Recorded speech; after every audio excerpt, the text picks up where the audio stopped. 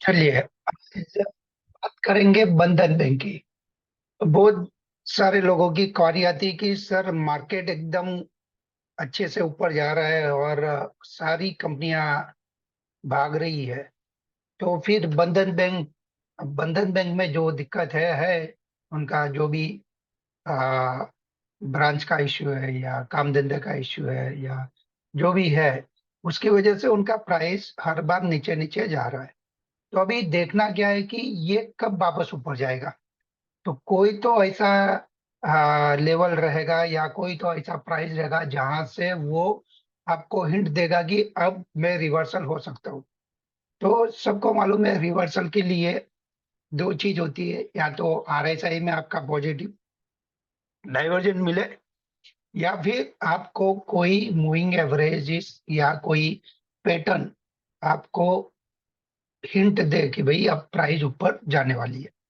तो मैं बता देता हूँ सबसे पहले कि बंधन बैंक, आप यहाँ पर इसको ऑन डेली चार्ट ये देख रहे हैं कि बंधन बैंक पहले कंटिन्यू डाउन ट्रेंड में था। उसके बाद एक दौर आया जहां पर उन्होंने एक हेड एंड शोल्डर पैटर्न बताई, इन्वर्टर हेड एंड शोल्डर, और अब जाके वो ऊपर गया। ऊपर जाने के बाद आप अगर यहाँ तक इसको देखते हैं तो आपको लगेगा बंधन बैंक एक अच्छा खासा अप ट्रेंड में है। तो आप अगर बेचना चाहते थे तो कब बेचते थे? जब लेना चाहते थे तो आपने कब लिया रहेगा? फॉर एग्जाम्पल, ये आपका पूरा डाउन ट्रेंड था। तो अगर आपने कहीं लिया रहेगा तो ये हो सकता है यहीं कहीं लिया रहेगा, ठीक है, इसके ऊपर कहीं। अब अगर आपको बेचना है, ठीक है, बेचना है मतलब कि आपको अगर कहीं सेल का ट्रेड मिला है, तो सेल का ट्रेड कैसे अवेलेबल हो सकता है? आप यहां तक आप इसको देखेंगे तो आपको लगेगा ये अप ट्रेंड है, ठीक है। तो ये जैसे यहां से आपने एक ट्रेंड लाइन पकड़ी और इस ग्रीन कैंडल का लो को टच करके एक खींच लिया ऐसा। तो अगर आप इस हिसाब से इसको देखेंगे तो आपको कहीं ना कहीं यहीं पर आपको एक सेल का ट्रेड मिला था। लेकिन कभी कभी क्या होता है ना, आप ट्रेंड लाइन का ब्रेकडाउन पे बेचते हो और फटाक से ऊपर जाके फिर एक नया नया हाई बना रहा है और इतना स्पीड में जाता है कि आप सोचेंगे भी नहीं। तो इसके लिए कंफर्मेशन के लिए आपको क्या करना है? देखिए, कंफर्मेशन के लिए आप इस हिसाब से ट्रेड एनालाइज कर सकते हो। सबसे पहला तो आप ये देख लीजिए कि ये आपका हेड एंड शोल्डर पैटर्न बना है। तो जब भी कोई कंपनी का चार्ट इस टाइप से बनता है डाउन ट्रेंड में, inverter head and shoulder pattern, तो आप उसको उस हेड एंड शोल्डर का ब्रेकआउट पे बाय कर सकते। तो कैसे समझ में आएगा कि ये हेड एंड शोल्डर पैटर्न का ब्रेकआउट होएगा? ठीक है, तो उसको हम देखेंगे, एक तो ट्रेंड लाइन और दूसरा हम देखेंगे कि मूविंग एवरेज। एक मूविंग एवरेज मैं आपको बताता हूँ EMA 30 का। तो एक सिंपल सा लॉजिक है कि जैसे ही आपका EMA 30 क्रॉस किया और आपका हेड एंड शोल्डर पैटर्न का ब्रेकआउट है, आप यहां से बाय कर सकते। वहां से ऊपर ऊपर ऊपर जा रहा है।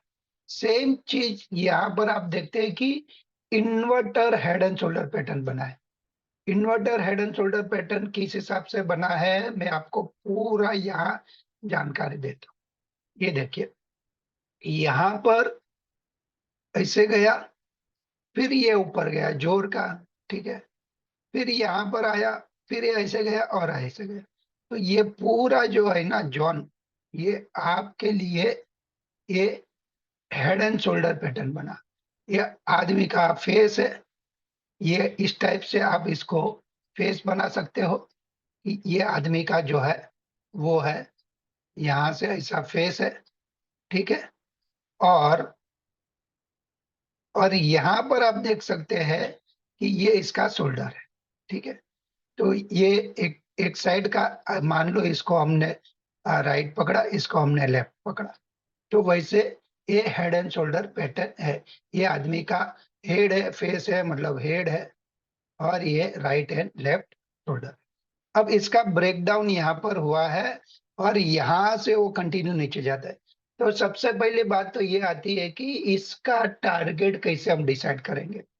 सिंपल सा लॉजिक है, जब टारगेट डिसाइड करना होता है तो जहां से उसका हेड था और वहां से उसका जो शोल्डर का ब्रेक डाउन हुआ, वो एक लाइन से लेके यहाँ तक का आपका इस बंधन बैंक का टारगेट निकल के आता है। तो ये है ऑलमोस्ट 198। अब 211 है, हो सकता है उसका आने वाला रिजल्ट अगर थोड़ा अच्छा है तो रिकवर हो सकता है।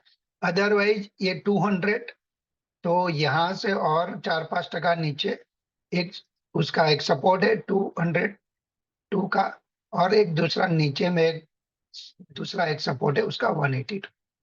तो ये तो हो गई कि अच्छी अच्छी फंडामेंटल कंपनी को भी जब डाउन ट्रेंड चालू होएगा तो आप इस हिसाब से इसका सेल निकाल सकते हैं।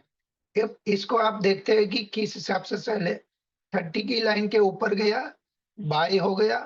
अब 30 की लाइन के नीचे गया, सेल है।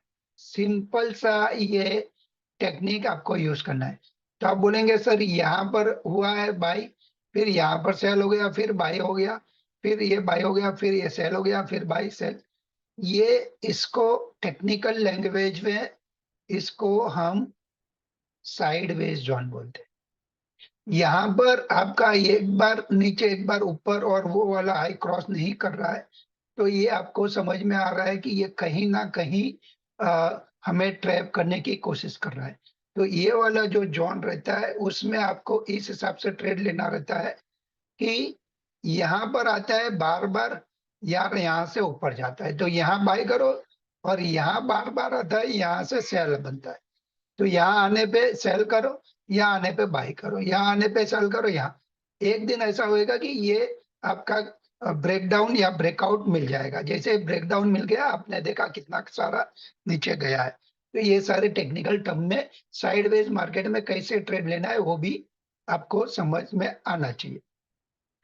तो दोस्तों ये था बैंक बंधन बैंक के बारे में स्टोरी, और उसका टारगेट कैसे बताया हमने आपको। हमने पहले एक सपोर्ट बताया यहाँ पर 200 का, 202 200 का, और दूसरा एक सपोर्ट हमने बताया 180 182 का। तो ये दो हमारा टारगेट है बंधन बैंक के लिए एज पर डेली चार्ट। ठीक है, इंट्राडे में इस टाइप का 2 दिन ऊपर जा सकता है, फिर नीचे भी आ सकता है, एक दिन बीच में ऊपर जा सकता है। ये हो गया आपका इंट्राडे की कहानी। लेकिन अगर हम डेली के चार्ट के हिसाब से ये जो हमने बताया आपको, इस हिसाब से अगर आप ट्रेड लेंगे तो आप सक्सेस जाएंगे।